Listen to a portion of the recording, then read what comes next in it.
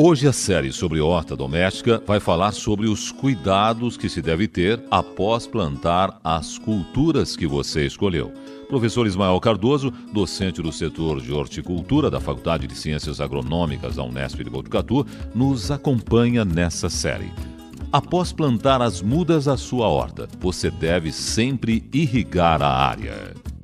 Depois que ele produziu a muda, escolheu a espécie certa, a variedade certa, colocou no campo, primeira coisa, nós temos que lembrar que hortaliças, a maioria delas são pelo menos 90% água. Portanto, não pode faltar irrigação. Nem que seja uma mangueira, nós temos que ter irrigação direto. Quanto mais quente e seco, maior quantidade de água e mais frequente a irrigação. No caso de culturas que eu coloco direto no campo a semente, por exemplo, que é a cenoura, se eu puder, assim colocar a semente, colocar alguma cobertura, que a gente chama de cobertura morta em cima do canteiro, por exemplo, folhas secas de pinos, palha de arroz, qualquer coisa, uma sombrite, para manter mais a umidade do solo, para não ficar tendo que irrigar tantas vezes. Porque a semente é pequenininha, tem que ser colocado bem rasinha, 1 centímetro de profundidade só, e ali resseca muito rápido. Então, se tiver uma cobertura, ajuda a manter a água do solo, no caso de cultura ser colocada a semente direto, ou no viveiro, onde eu vou produzir minha muda. Outro cuidado é com o mato que cresce junto com a cultura. Ele compete com a plantação por água, luz e nutrientes presentes no solo. Um outro cuidado que tem que ter é com a parte de mato, né? Ou seja, o mato está lá para competir com a cultura. Competir por água, competir por luz, competir por a comida que tem no solo para a cultura. Então não é bom ter o mato crescendo mais com a cultura. Então tem que ficar capinando, arrancando com a mão. É uma atividade que para hortas pequenas, domésticas, normalmente as crianças se adaptam muito bem. Gostam de fazer essa atividade, né? De arrancar o mato. Explicando que ela está competindo, que é para que a outra planta cresça melhor e mais forte. Então é outro cuidado que nós temos que ter.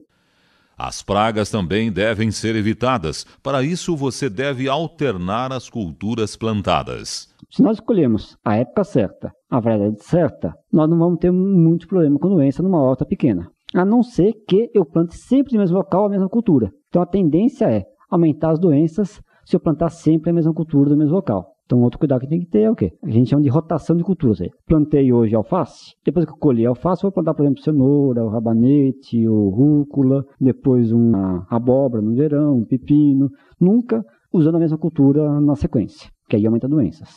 Algumas culturas precisam de uma espécie de tutor para crescer. Isso pode ser feito com um pedaço de bambu.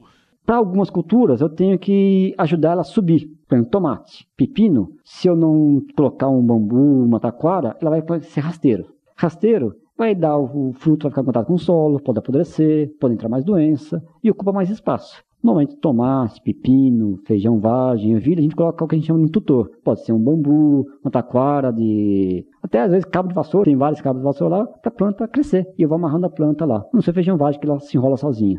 Para que ela cresça para cima e eu consigo colocar mais plantas por cada metro quadrado no meu canteiro. E também mais saudável a cultura fica. Continue acompanhando a série sobre horta doméstica. No próximo programa, o assunto é colheita.